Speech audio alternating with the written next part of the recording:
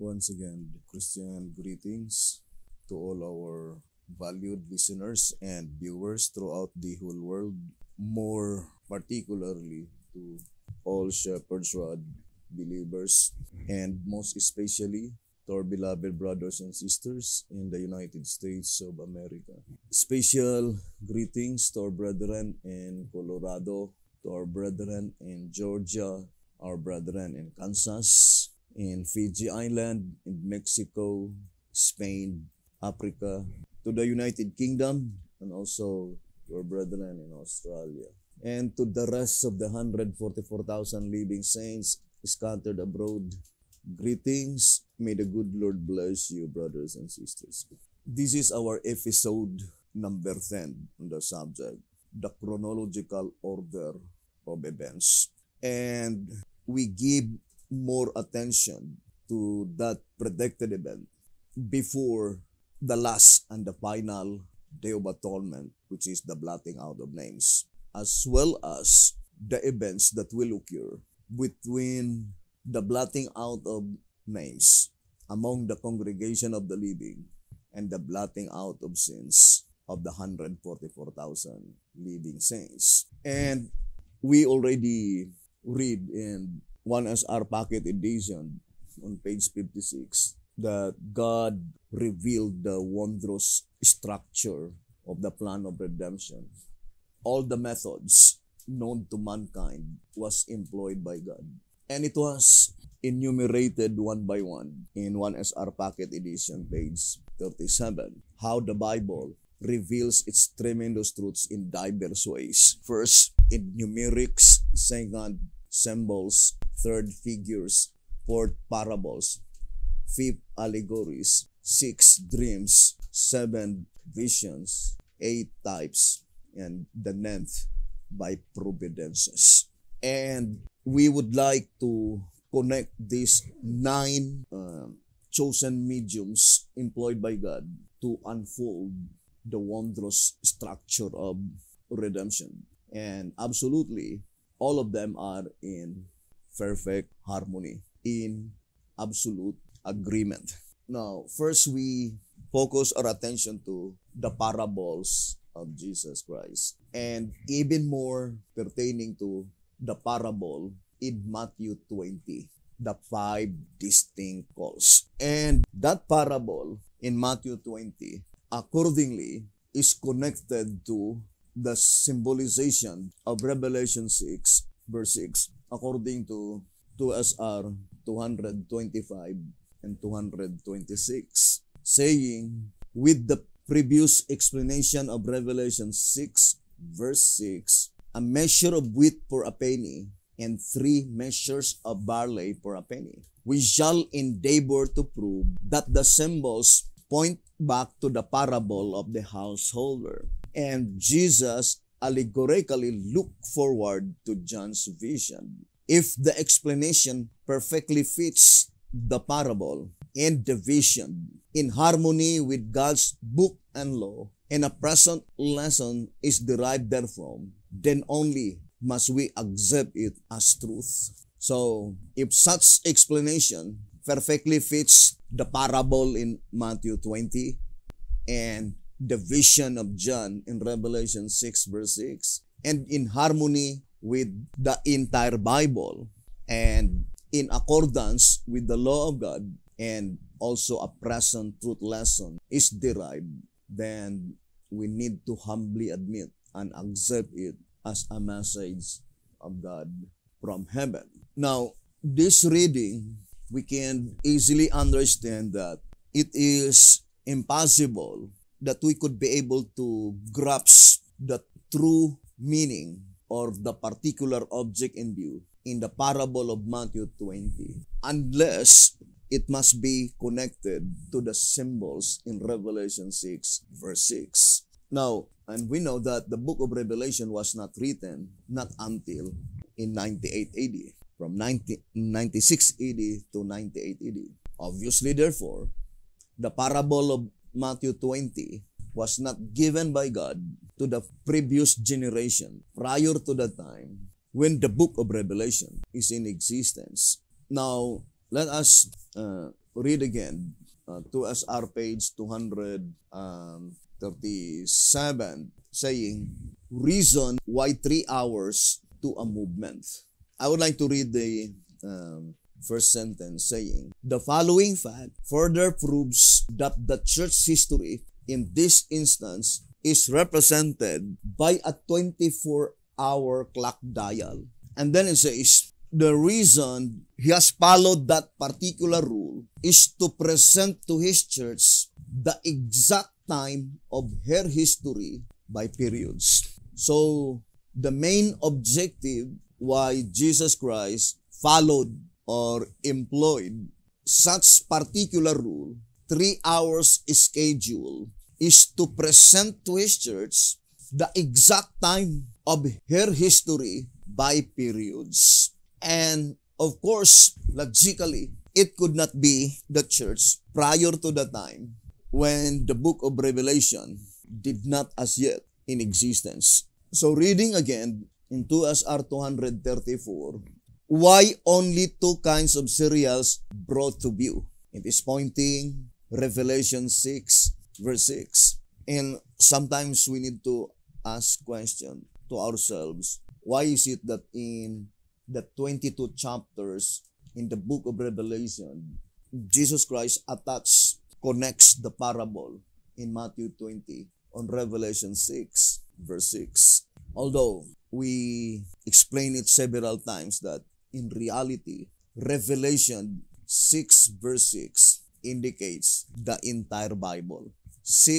Chapter 6 and verse 6. If we could be able to comprehend the true meaning of Revelation 6 verse 6, it seems that the entire book of Revelation, which is the complete unfoldment of the plan of redemption, is completely revealed in that main subject, Revelation 6 verse 6. And I would like to continue to SR 234. It says, why not 5?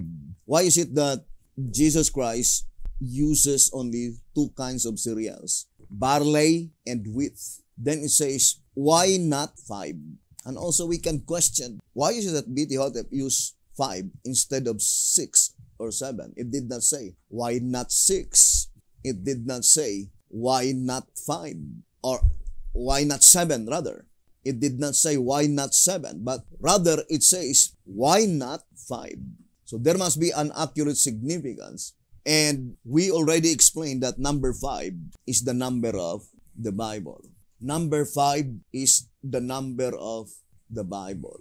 Now, since we already explained, brothers and sisters, that Revelation 6 verse 6 is signifying the Bible itself, then in this instance, we can easily understand that these 2 grains must also represent the Bible, brothers and sisters. These 2 grains must also represented by the Bible, the Old and the New Testament. Now, then it says, the 2 cereals are sufficient to illustrate the thought and to clear the lesson. But the chief reason for only 2 is to draw attention to the first and last calls. So, the main reason, the principal reason why God uses only 2 kinds of cereals is to draw our attention on the parable on Matthew 20 to the first and the last call. Then it says, because reference is made of but 2 Israels, namely Israel after the flesh, the descendants of Abraham, and Israel after the spirit, the 144,000. But the object of the lesson is for the latter, who are hired at the 11th hour. For the truth of the parable has never been understood by any other company. We already explained yesterday that without any doubts, the church mentioned in 2SR 237 that the reason why Jesus Christ followed that particular rule, 3-hour schedule, is to present to his church the exact time of her history by periods. Without any doubts, the church mentioned there is the church called at the 11th hour. Because according to this reading in 2SR 234, the truth of the parable has never been understood by any other company except the 11th hour call. You and I, if we will be faithful. And I do fully believe, brothers and sisters, that one of the strongest proof that we are that people, as stated in 1TG number 37 on page 11, it says, 1TG 37, page 11, those who are fortunate enough to have this revelation brought to them are the people. There is no other safe conclusion if God causes the prophecies to be written, sealed, and then unsealed at His will and at the time appointed. 1TG 37, page 11. So, if this particular object in view in the parable in Matthew 20 will be revealed unto us, then there is no other safe conclusion to conclude that we are that people, because there is no reason for God to reveal it unto us if we are not that people. And that is the fulfillment of that promise that Jesus Christ will present to His church the truth concerning the parable in Matthew 20, so that they will know the exact time of her history by periods. Now, I would like to read White House Recruiter. Let us read on page 12. White House Recruiter, pages 12 and 13. It says, the issue is of greatest gravity. Christ foreknow it would be, and in supreme concern, He projected it in the crowning lesson of His parable of the vineyard. Now that the time has come to the last parabolic hour, He has set the parable ablaze with light to be progressive as truth itself is. Let us look deeper into the parable now while the light of God is shining on it. So let us look deeper into the parable while it is still provisionary time. Now let us read again the statement on 2SR 225. So I'd like to read again the statement. It says, 2SR 225. It says, therefore, the vineyard is the world, and those sent to labor in it are the church. The parable cannot refer to one literal day of 12 hours, into which God has made 5 calls for laborers in the vineyard world. For there is no record where God raised 5 church organizations in one day and had them operating all at the same time.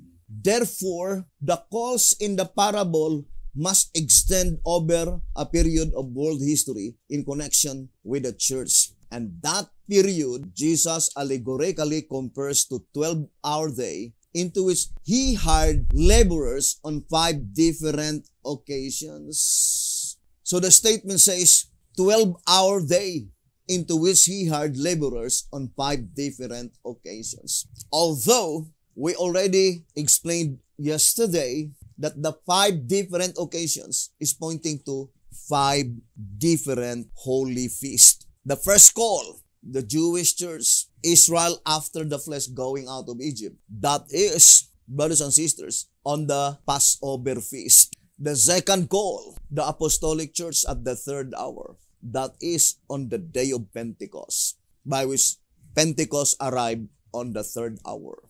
The third call, the Millerites movement, that is on the Feast of the Trumpet, the message of the midnight cry, to announce that the high priest is about to enter into the most holy place. And the Seventh-day Adventist Church, according to 1SR page 74, it was called on the Day of Atonement. Obviously, therefore, the last and the 5th call must be on the week of Tabernacles, or we call it the Feast of Tabernacles. Now, I would like to read again White House Recruiter. Remember, the shepherd's rod admonishes us to study the parable in Matthew 20 in more deeper. So we need to study it deeper, brothers and sisters. So I would like to read again White House Recruiter, page 13. How can we know for a certainty in which hour we find ourselves? And if our own call to service has come, we can know only by establishing the time in which the last parabolic hours expires. So when does the last parabolic hour expire? In Matthew 20. On its strictest sense. On its direct application. Now, who are they that had been given the reward in the parable in Matthew 20?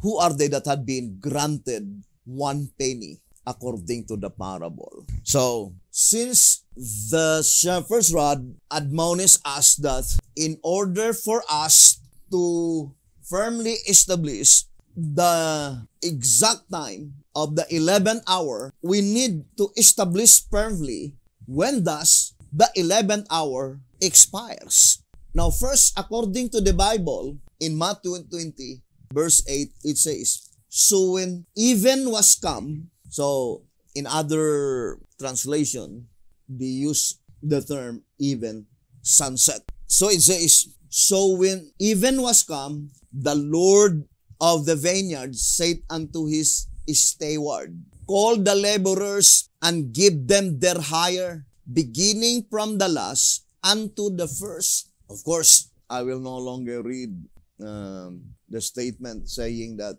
the reward must be granted after we finish our work. And that is according to the parable. So we need to understand what is our work.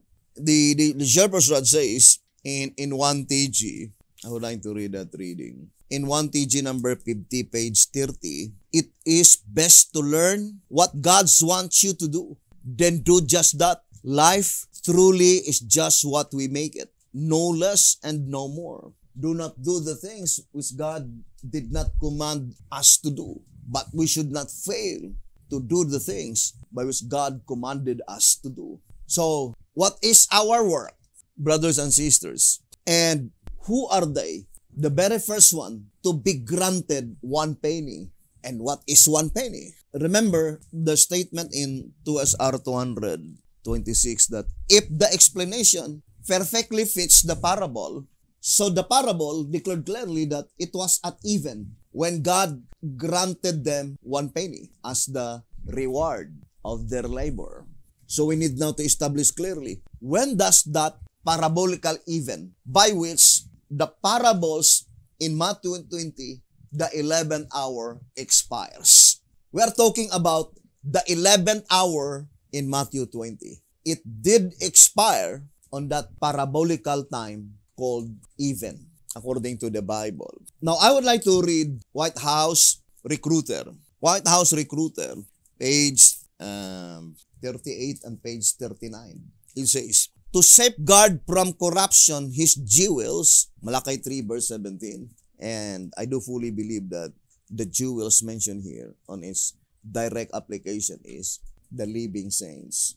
To safeguard from corruption his jewels, in Malachi 3 verse 17, while making them up, he sets them in a house white and clean, apart from the counterfeit ones, the hypocrites. Who are they, the hypocrites? It says, apart from the counterfeit ones. Who are the counterfeit ones? The hypocrites. Who are they, the hypocrites? The heads of the beast. Now, I would like to read 2SR so that we could understand. Who are they, the hypocrites? It says here, in 2SR 101, 2SR page 101, the Lord of that servant shall come in a day when he looketh not for him, and in an hour that he is not aware of, and shall cut him asunder, and appoint him his portion with the hypocrites, with the heads of the beast. It was inscribed in plural form. With the heads of the beast, there shall be weeping and gnashing of teeth. Matthew 24, verse 45 to 51. And maybe there is a thing by which it might be or not familiar among the media I would like to read first one symbolic code number 10, page 9. One symbolic code number 10, page 9. So let us read. It says, the destruction of the Daniel 7 beast, though it is literal destruction, is not specifically of persons, but rather of principles, as is evidenced by the fact that the other three beasts of Daniel 7, which are recapitulated in the two composite beasts of Revelation 13 and 17, progressive symbols of our present world, continue to the end, whereas the woman, the principle of false religion, has tried the beast. Revelation 17 is destroyed at the close of human provision, and reveals the same thing that the Daniel 7 beast symbol prophecies, namely the dissolution of the principle of false religion as expressed through the institution of the religio-politicism. But I would like to focus to the statement, two composite beasts. I do fully believe that the only composite beast is the leopard-like beast, brothers and sisters. But in this reading, there are two composite beasts. The composite beast on Revelation 13 and the composite beast on Revelation chapter 17. Because we are looking the angle by which the hypocrites represents the heads of the beast inscribed in plural form. 2SR page 101. Now let us go back again, brothers and sisters. The statement here given by the Voice of Inspiration. White House Recruiter on page 38 and page 39. It says, to safeguard from corruption his jewels, Malachi 3:17, while making them up, he sets them in a house white and clean, apart from the counterfeit ones, the hypocrites. Who are they, the counterfeit ones? The hypocrites. Who are they, the hypocrites? The heads of the beast. 2SR 101. So, this one is apart, meaning they were not belong to that hypocrites, according to the Voice of Inspiration. Then it says, this he does as the parabolical day draws to its close. And I do fully believe that this statement is more applied in this year, 2020, rather than in the days of B.T. Houghton. This he does as the parabolical day draws to its close. Now, I would like to read. It says, consequently, now, let's read. It says, consequently, the 11th hour servants are the first to receive their reward, the penny. So that is very plain in this reading. Who are they that receive the reward, 1 penny? The 11th hour servants. And of course, in the parable, that is after they finish their work, brothers and sisters. And absolutely, logically, whoever that servant, they knew their work. How could they work if they did not know their work? And they were the first one who received the reward. What is that reward? 1 penny. Now, there's another statement in 2SR. It says here, 235. Why were the first paid last and the last first? Answer. The pay of God's servants received is eternal life and is characterized by the penny. So what is the penny? Eternal life. Therefore, those who are granted the assurance of a never-ending life first are those who were hard last. And according to the parable, it was the company called at the 11th hour. They are those who are marked or sealed by the man with the writer's inkhorn of Ezekiel 9, or John calls him the angel with the seal of God, and he sealed or marked 144,000. This glorious company is the first who are granted the assurance of never tasting death. Thus they are paid first. But those who were called early in the morning, Israel after the flesh, are to be resurrected, the righteous, when Christ comes in the clouds, at which time they shall be given immortality. So that the last shall be first, and the first last. For this reason, those who were sealed and saved by the third angel's message since 1844 are resurrected in the spatial resurrection before Christ comes. Now, there are only two ways by which immortality will be granted. By translation and by resurrection. Now, I would like to read that statement in 1888 message. And it is very important to have a clear understanding, brothers and sisters, concerning such event. When does God's servants will be granted immortality?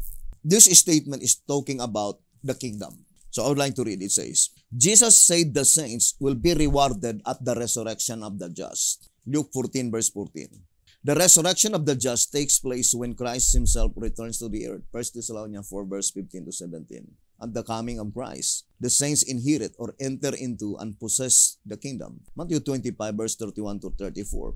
And they cannot inherit it before the resurrection. For Paul says that flesh and blood, man in a mortal state, cannot inherit the kingdom of God. Neither that corruption inherit incorruption. 1 Corinthians 15 verse 50. Christ's kingdom is an everlasting kingdom which cannot be inherited by dying people. They must first be immortalized by the resurrection or at translation. God hath chosen the poor of this world, rich in faith, heirs of the kingdom which he hath promised to them that love him. James chapter 2 verse 5.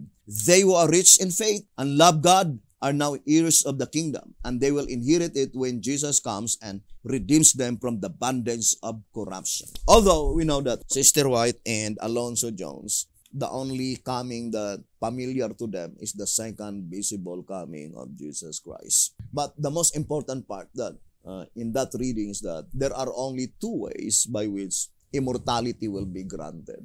By translation and by resurrection. And we know that the very first to be resurrected is Daniel chapter 12. So let us now enumerate, brothers and sisters. So we know that the very first to be resurrected is Daniel chapter 12, verse 1 and verse 2.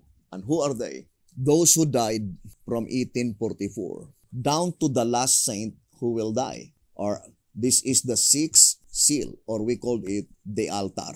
I would like to read track number 5. Track number 5, page 110. It says, beginning from 109. Thus the temple, the first and the largest object, must represent the first and largest body of righteous dead.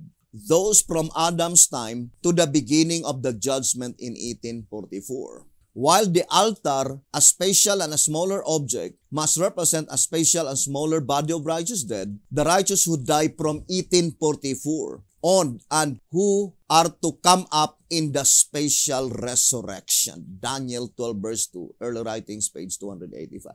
So that is very plain, brothers and sisters. Now, the altar in Matthew 20, they are the fourth call. They are the fourth call.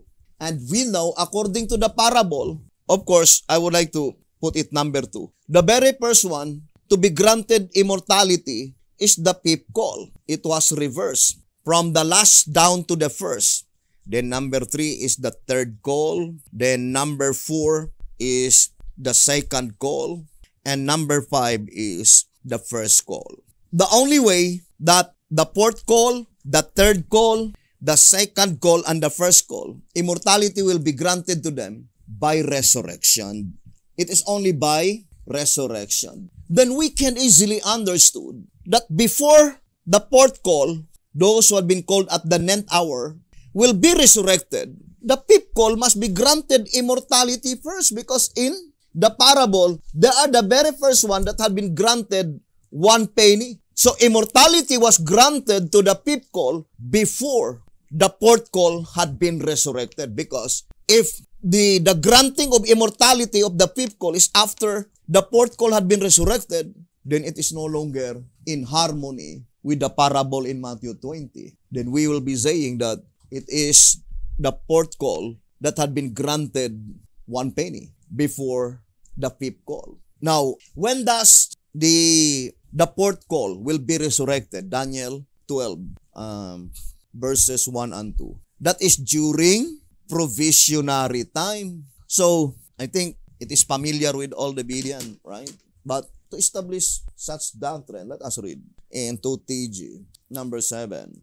It says here in 2TG number 7, page 14, I would like to read the last portion. That if the wise are from among the resurrected and turn many to righteousness, then they must be resurrected in provisionary time, in time of salvation. So when does Daniel 12 verse 1 and 2 will be resurrected? During provisionary time. So let us now analyze closely. So this is the special resurrection, Daniel 12 verse 2. That is the altar represented by the sixth seal and also represented by the fourth call, which is called at the 9th hour, by which the shepherds are declared clearly in 2SR 233, that is from 1844. From 1844 down to the last saint who died. They will be resurrected in special resurrection during provisionary time. During provisionary time. But when does the fifth call will be granted immortality? At even, according to Matthew 20, verse 8. What is even? Sunset. Therefore, sunset or even cannot be general clause of provision because the fifth call were granted 1 penny, which is represented by everlasting life or immortality prior to the time when the fourth call will be resurrected, by which such resurrection is granting them immortality. Therefore, the event mentioned here or sunset cannot be the general clause of provision because the fourth call, the altar, those who died under the sixth seal, the 9th hour call, they will be resurrected during provisionary time.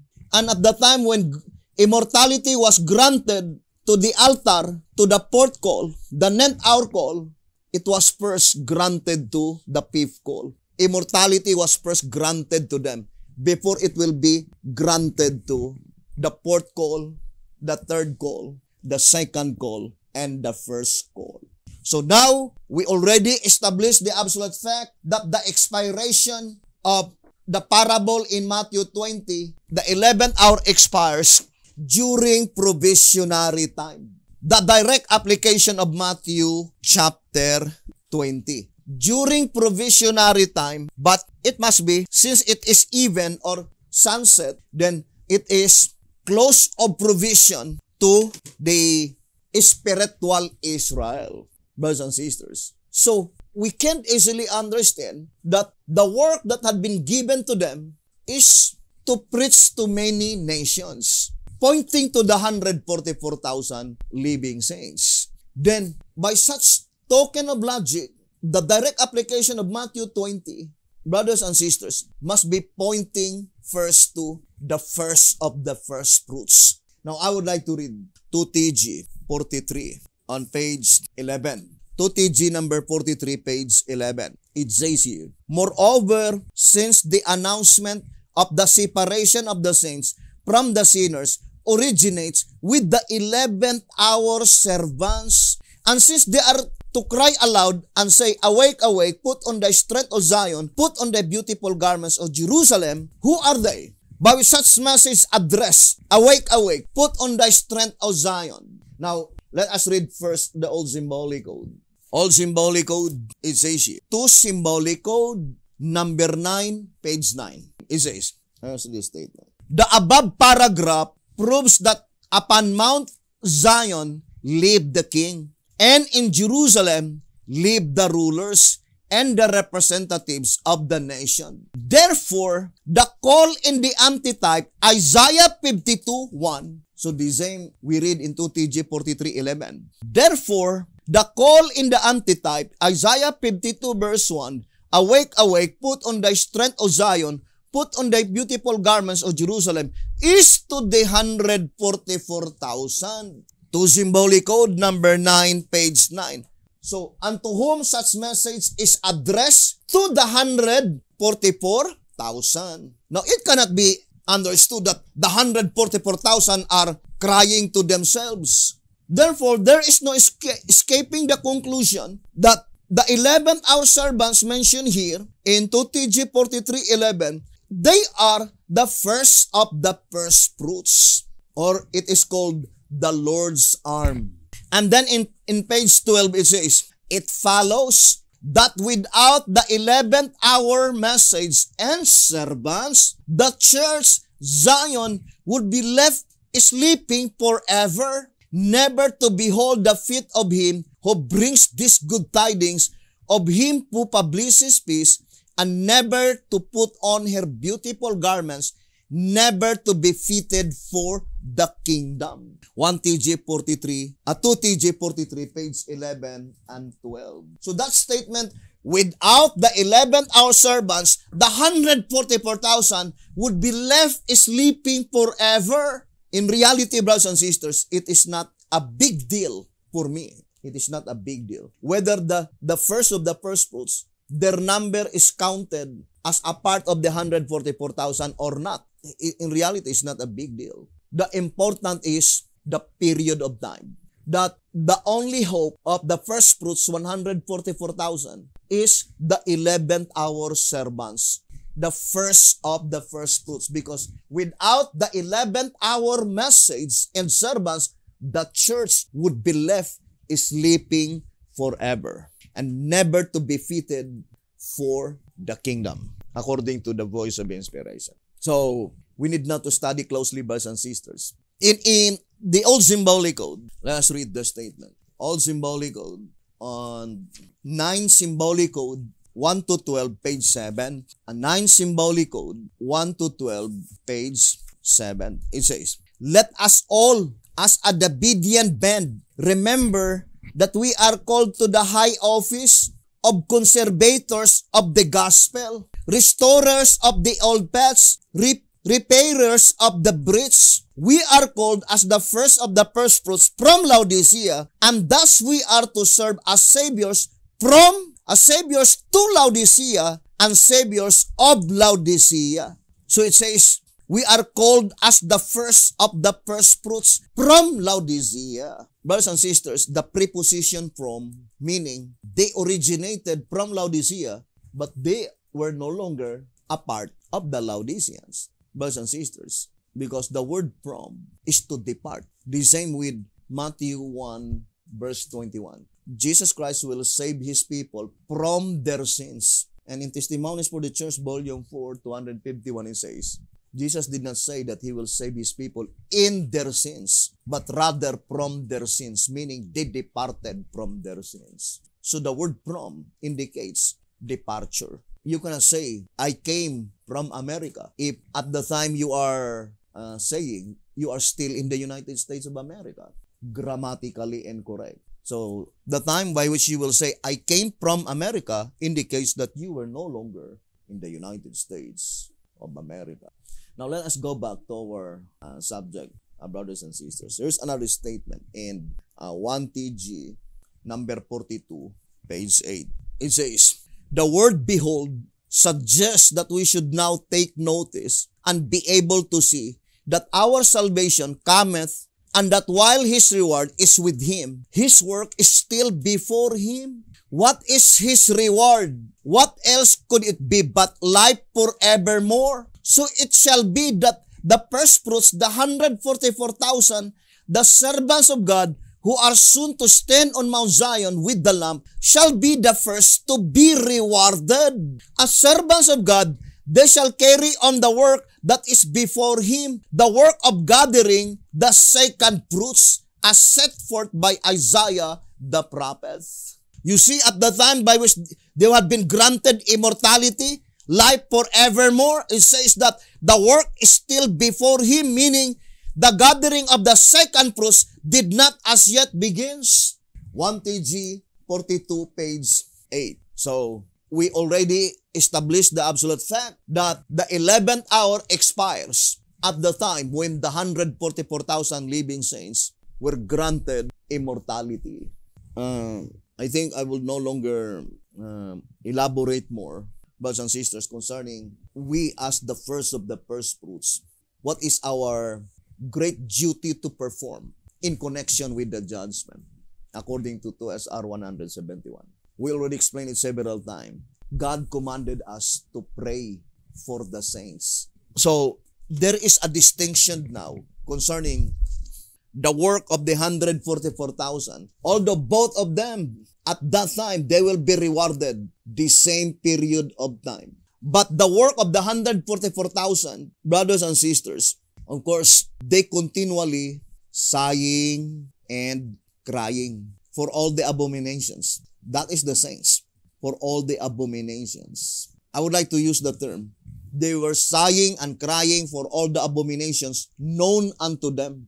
But the first of the first fruits, brothers and sisters, although they were also sighing and crying, but the most important part of their duty is to pray for these saints who are crying, sighing and crying. We need to pray for them. It is called prayer for the saints. Whose saints? The saints who are sighing and crying. We need to pray for them that their names will not be blotted out.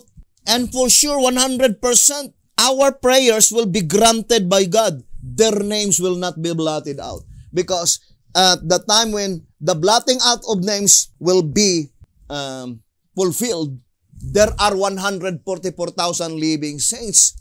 Their names retained in the Lamb's Book of Life. It was retained because of our prayers. They received the reward because they performed their work, sighing and crying. Although they themselves, they did not know in reality the actual proceedings in the heavenly sanctuary. But God revealed to the first of the first fruits because they have a great duty to perform, the same with the four beasts. What is the four beasts and the 24 elders in the heavenly sanctuary? What is their duty? To present the prayers of all the dead saints. And that is the reason that they were the representatives in the heavenly sanctuary. But we have also great duty to perform to our fellow living saints. Because these faithful ones, they were sighing and crying. But they have no knowledge concerning the proceedings in the heavenly sanctuary. And that is why we are commanded by God to pray for them. And it's called prayers for the saints. Now, that is our great duty to perform, my dear brothers and sisters. Now, let us focus our attention to the most important part in our study. And that is concerning the exact time of history by periods. Now, remember, let us go back again to White House Recruiter on page 15. Let us read again. White House Recruiter, page 15. The truth is now become clear that the parable divides the time of salvation into two equal parts of 12 symbolical hours each. The period before the Bible, the night, and the period during the Bible, the day, lending additional force to the fact that the parable thus divides time. Jesus declares, are there not 12 hours in the day? If any man work during the day, he stumbleth not, because he seeth the light of this world. John 11, verse 9. Now let us look at first the groundwork so that we could easily comprehend the particular object in view. What is the particular object in view? Concerning the parable by which divides the time of salvation into two equal parts. Remember, brothers and sisters, the words of inspiration is accurately constructed.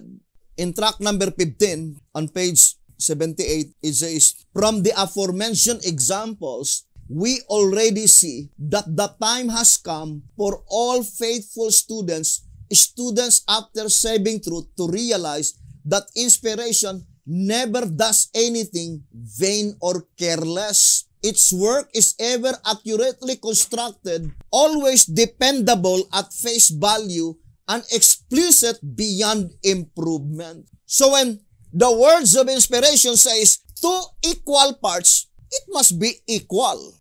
And we know that the word equal, the same, absolutely the same, brothers and sisters. If the other is 4, the other also must be 4. Because if it is 4 and 5? No, that is not equal. 5 is greater than 4, and 4 is less than 5. It is not equal. And secondly, we need to ever remember that whatever the particular object in view, in the parable in Matthew 20, it has never been understood by any other company except to the 11th hour call. Why? Because Jesus Christ did not present to them. The same with the statement in 1 SR page 13. The only answer that we can give is because it was not present truth in their time.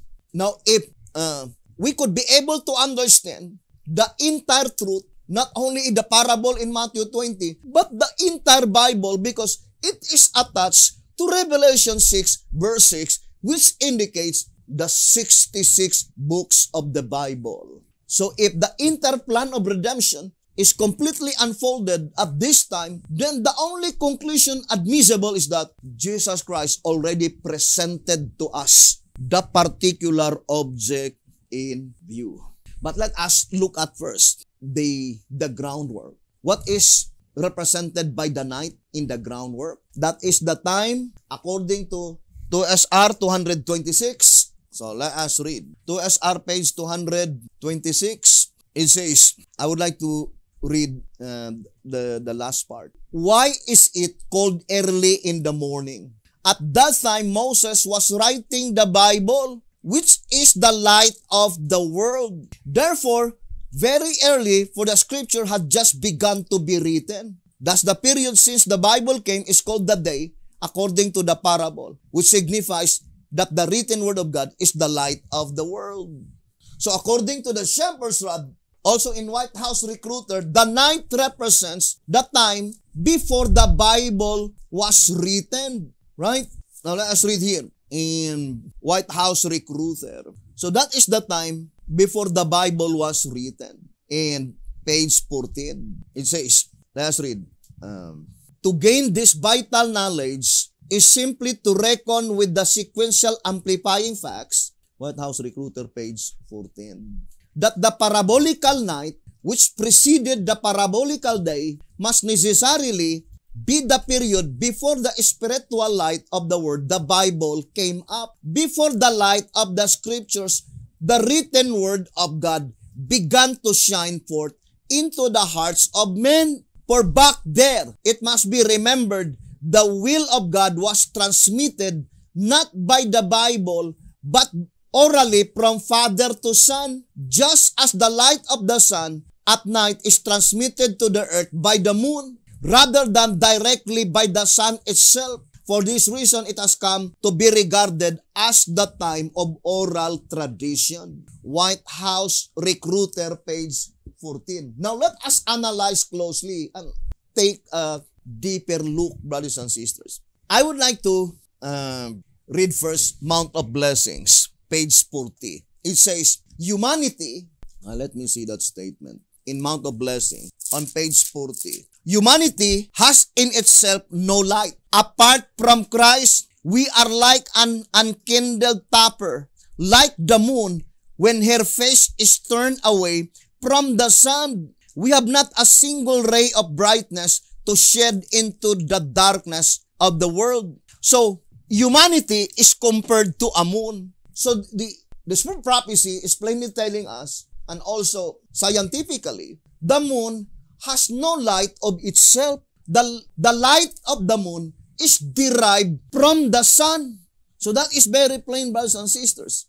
The light of the moon is derived only from the sun. The light of the sun is reflected to the moon. And that is the reason why the moon began to light up.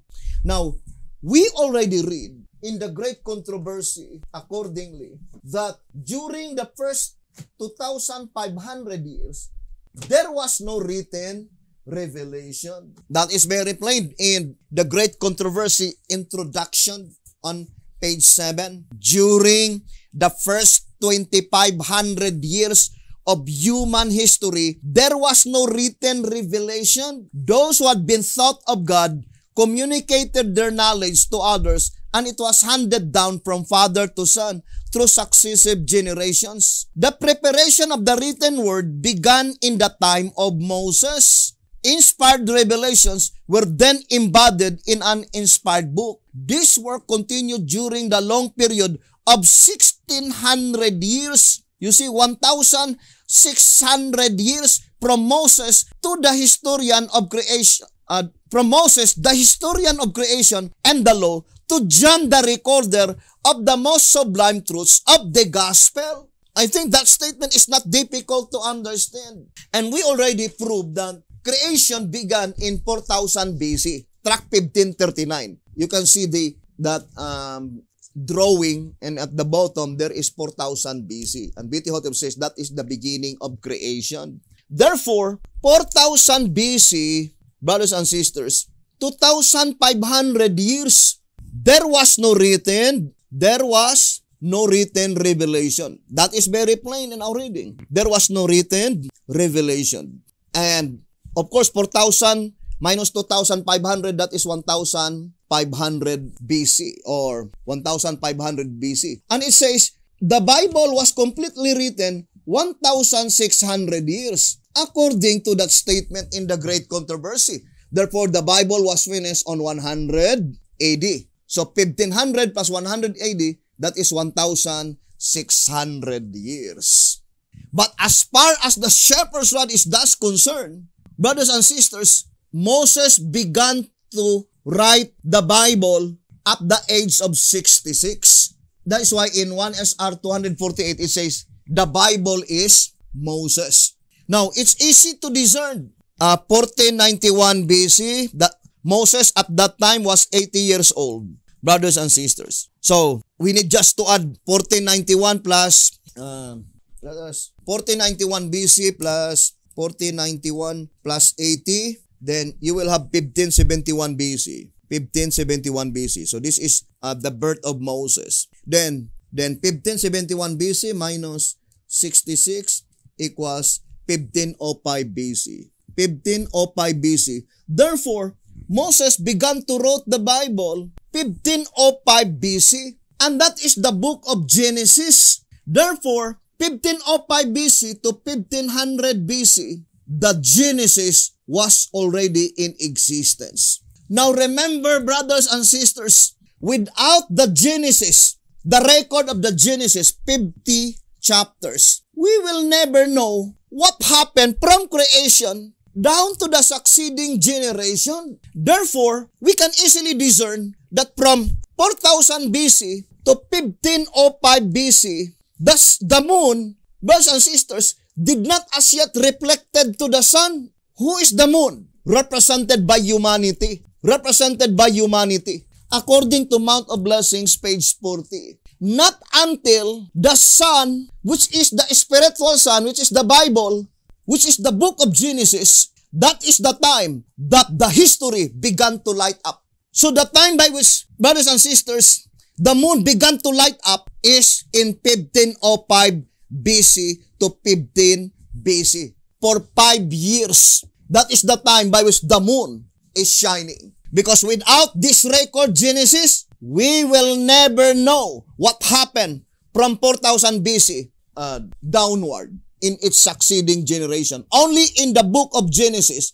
we know the history from creation. And Genesis is a part of the Bible. And the Bible is the spiritual sun, according to the shepherd's rod. Now, would you think it is just a mere happenstance? The first book of the Bible was written within 5 years. Number 5 is the number of the Bible. And the last book of the New Testament from 96 AD to 100 AD, that is 5 years. Would you think it is just a mere happenstance? The first book and the last writer of the Bible, also 5 years consumed to finish all his epistles from Revelation, John, 1 John, 2 John, and 3 John. No, it is purposive design, brothers and sisters. Now, let us move forward, brothers and sisters, to our study. Therefore, concerning the sunrise, it must be the Exodus. Even in the chart of BT Hotep, let us look at Matthew 20. If you will look at, that is sunrise, right? And you can see Exodus, not Genesis, brothers and sisters. Because Genesis, the moon, the sun lighted the moon, or the moon, the light of the sun reflected to the moon. That is the book of Genesis, my dear brothers and sisters. Now, let us now continue to our subject. Now, since the shepherd's rod, and since the spirit prophecy is in perfect harmony, it says that the Bible, which is the spiritual sun, it was written 1,600 years from 1500 BC to 100 AD. 1500 plus 100 equals 1,600 years. Now, ponder deeply, brothers and sisters. Therefore, we can easily discern, I would like to put here 4,000 BC. So this is the night.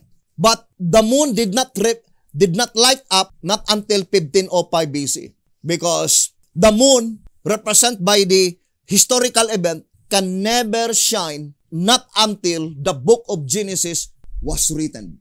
Because in this period of time, there was no written revelation. Not until in 1505 BC. Therefore, here in 5 years, that is the time by which the moon is shining. The moon was already in existence in 4000 BC, brothers and sisters, which is represent humanity. But before the moon, brothers and sisters, reflect to the sun, which is represented by humanity, during that time, since there was light, the light, brothers and sisters, that reflect to the humanity could not be the light from the sun. Could not be the light from the spiritual sun. The same with the first 4 days. Now, let us read first the shepherd's rod. Let us go to answerer. Answerer number 3 on page 8. The light which shone on the first day, and by which God divided the day from the night, it says, set the earth revolving on its axis, was not, however, that of the sun. For the sun and the moon were not created until the 4th day, when He spoke them forth to rule over the day and over the night. Genesis 1 verse 18, which He had beforehand established.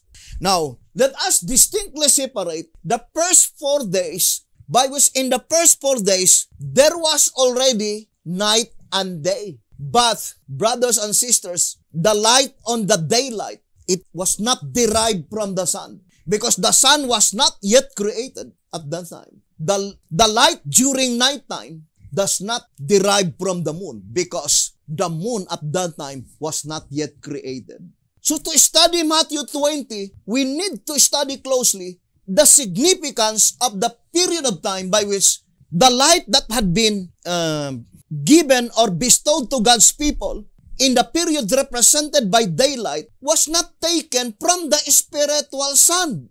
And the light that was taken during nighttime is not from the moon. So, in the first 4 days, even the sun and the moon were not yet in existence. There was already light during daytime, and there was already light during nighttime.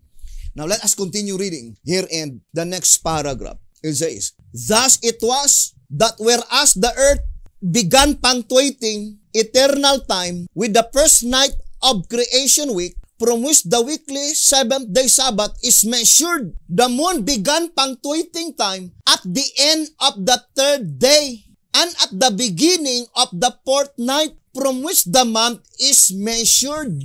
When does the moon began punctuating, brothers and sisters? That is at the end of the 3rd day. When does the 3rd day will end? On sunset. But it says, it is the beginning of the 4th night. So that is the time when the moon began to punctuate. The beginning of the 4th night, from which the month is measured. And the sun began to punctuate time at the end of the 4th night and the beginning of the 4th day, from which the year is measured. Now, I would like to show to you a little diagram. So, we have a diagram so that we could easily comprehend. So, this is the first night, Sunday. Then, the second night, Monday. Then we have the third night, in Tuesday. Then, the fourth night, That is on Wednesday. So here, brothers and sisters, this is at 6 p.m., the moon began to punctuate according to the shepherd's rod.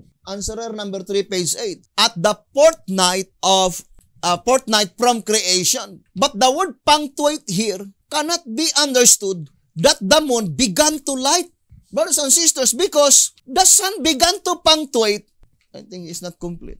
At the fourth day at 6 p.m., at 6 a.m., the sun began to punctuate at the end of the fourth night. I would like to repeat again. The word punctuate, brothers and sisters, cannot be understood that the moon began to light. How could the moon began to light if her light is derived from the sun while the sun began to punctuate at the end of the fourth night? Whereas the moon began to punctuate at the beginning of the fourth night. So there are 12 hours apart from the time the moon began to punctuate to the time when the sun began to punctuate. Brothers and sisters, the sun does not rotate, but the moon rotates the same as the earth. The term punctuate to the sun is only to give light. So the statement, the moon began to punctuate at the beginning of the fourth night, cannot be construed that the moon began to light up at the beginning of the fourth night if her light is derived from the sun, because the sun did not begin to punctuate not until the end of the fourth night. That is the time by which the sun began to punctuate according to the shepherd's rod.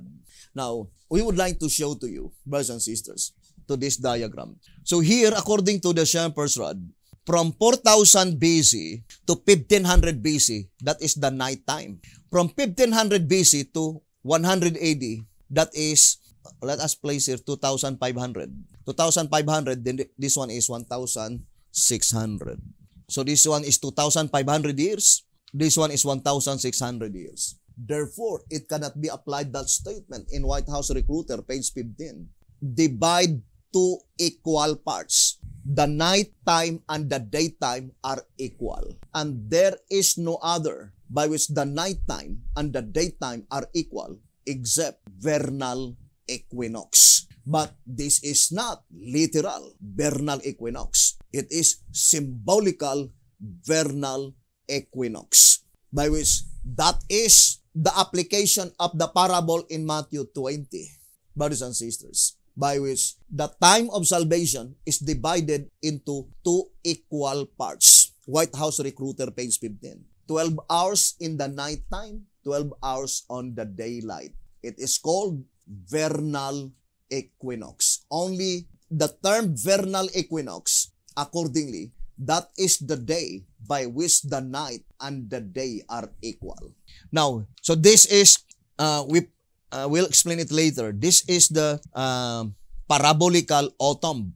Now, here, from 100 AD to 1530 AD, this is also called the night time, right, brothers and sisters? Then from 1530 AD to 1844, that is the daylight. Now, I would like to read to you that it was in the day of Martin Luther by which the Bible began to light up, brothers and sisters. It is in the days of Martin Luther. First, in 1SR page 109. 1SR page 109. So let's read. It says here, just so the beginning of the time of the duplicate or antitype must be marked with a time of low spiritual condition. In the time of Martin Luther, we have the exact reproduction of Abraham's experience. For in Luther's time, spiritual darkness and idolatry prevailed everywhere. So that is in Luther time, brothers and sisters, by which spiritual darkness. Now, here's in 216 and 217 in 1SR. 1SR 216 and 217. Why should inspiration notice the taking away or restoring the temporal power of the Pope rather than the reclaim of the Bible? You see, reclaim of the Bible and the casting away of darkness. Had not God, by the hand of Luther, thrown asunder the doors of darkness and caused light to shine on His written word? So it says that caused light to shine on His written word. So it was in the days of Martin Luther by which brothers and sisters, the written words began to shine again. 1 SR 216 and 217. I know it is a little bit dim subject, brothers and sisters. So let us go back again to our little diagram. So, because we are studying the parallelism with the 7 seals, 7 trumpets in the creation week. The same with the parable in Matthew 20. Because it was mentioned day and night, and we need to go back to creation. And it was also connected by the sharper's rod in the days of creation. Now, here, brothers and sisters, so from 100 AD, it is night time for the church, right? After the apostle died, what happened to the church? Spiritual darkness. I will no longer read, brothers and sisters, because there are many passages. But it was in 1530 AD, the Augsburg Confession, that is the time by which regarded as the Bible began to light up according to the shepherd's rod. But we need to focus our attention in October 22, 1844 onwards. Why? Brothers and sisters, from October 22, 1844, you can see here, it is spring because we have autumn, winter, then spring. Of course, the last period is summer, which is closely connected to Jeremiah 8 verse 20. Jeremiah 8 verse 20. Now, let us focus first to October 22, 1844. So, now, brothers and sisters, in the parable of Matthew 20, so it is time now that we connect Revelation 6 verse 6. Now, in the parable of Matthew 20, brothers and sisters, that is very plain. So, whatever explanation, it must be perfectly fits the parable according to 2 SR 226. In the parable of Matthew 20, this is the arrangement, right? 2, 3, 4, 5. So, this is the first call. Who are they the first call? I would like to place third seal. But how about the second call? It is combination of third seal and the fourth seal. Brothers and sisters. I'm sorry. The second call is combination of the third seal and fourth seal. The second call is combination of third seal and fourth seal. Who are they the third call? It is the fifth seal. Who are they the fourth call? It is the sixth seal. Who are they the fifth call? The worshippers.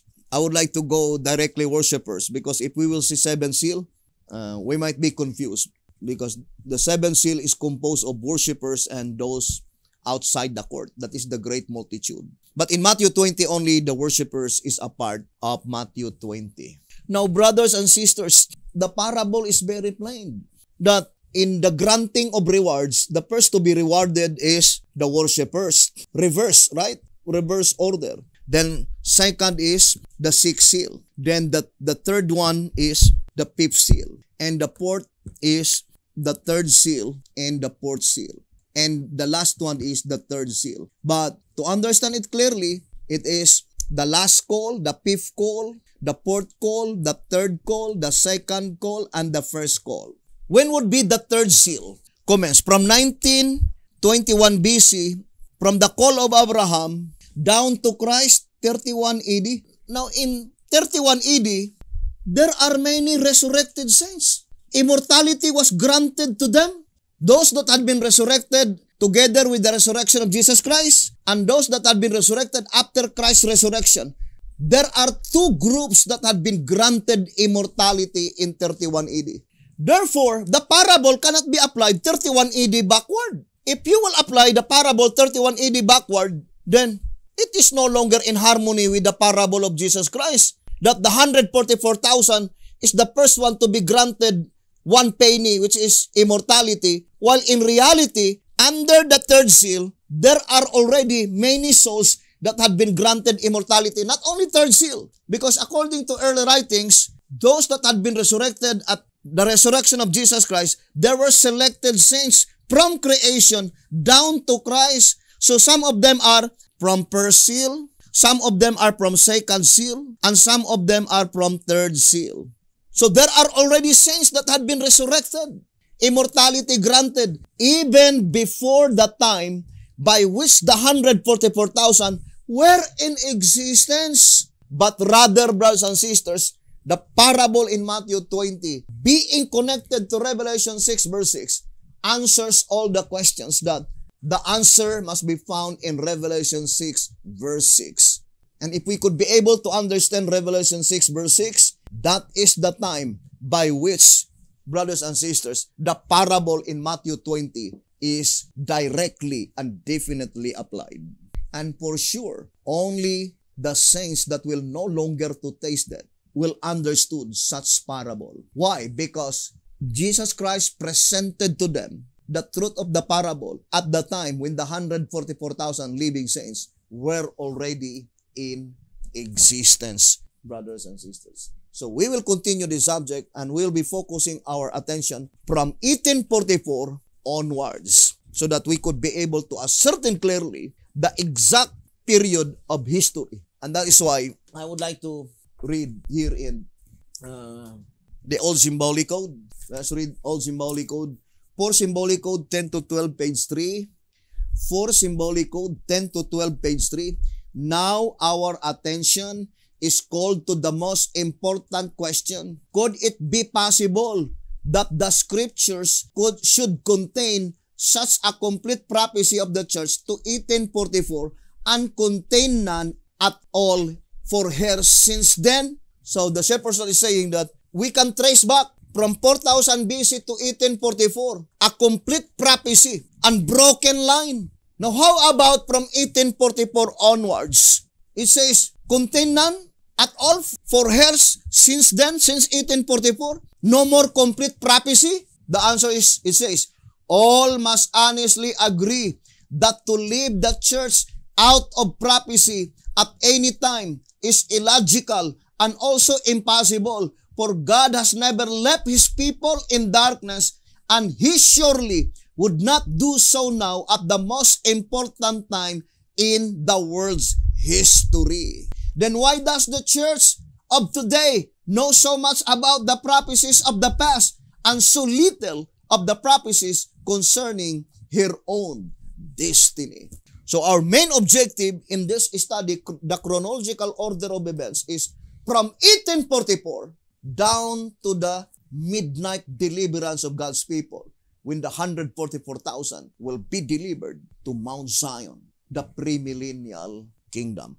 And 100%, there is a complete prophecy, complete history from 1844 up to the time of the deliverance of God's faithful people. So, and that chronological order of events is revealed in the 9 mediums employed by God, according to 1SR Packet Edition on page 37. But at this time, we just focus to the parable. And according to the shepherd's rod, Revelation 6 verse 6 is sufficient enough. If we could be able to understand Revelation 6 verse 6, what is Revelation chapter 6 verse 6? The whole book, brothers and sisters. And what is the significance on Revelation 6 verse 6? That is the time by which God the Father Himself is speaking, according to the shepherd's rod, right? In 2SR 222. So, I would like to read 2SR page 222. It says, in our study of the 7 seals, we reserve for future explanation the following scripture. And I heard a voice in the midst of the 4 beasts say, a measure of wheat for a penny, and 3 measures of barley for a penny. Revelation 6 verse 6. Again, we turn the reader's attention to the fact that the voice came from the throne. See chapter 5 verse 11. Therefore, the price of the cereals is fixed by the great judge. There must be something of great importance in these symbols, for the great Jehovah Himself is speaking. 2SR 222. And we will continue that subject, brothers and sisters. And I know God would help us if we are only intensely interested to know the plan of redemption. Thank you very much for listening and viewing this program. May the good Lord bless you and have a beautiful, wonderful evening.